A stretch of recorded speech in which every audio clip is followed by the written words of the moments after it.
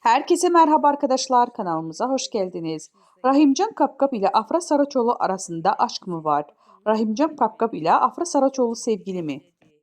Rahimcan Kapkap ve Afra Saraçoğlu'nun yakın ilişkisi gündemde merak konusu oldu. İkilinin birlikte hakkında ortaya atılan iddialar hayranların kafasında soru işareti yarattı.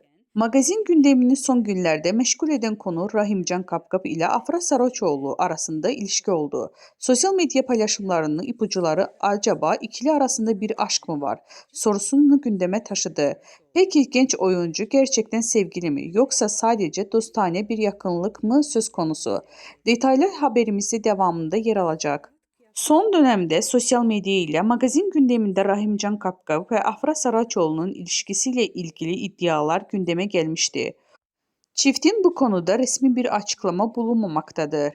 Her iki oyuncu da kariyerlerine odaklanmayı tercih ediyor ve özel hayatlarıyla ilgili bilgileri sınırlı paylaşıyor.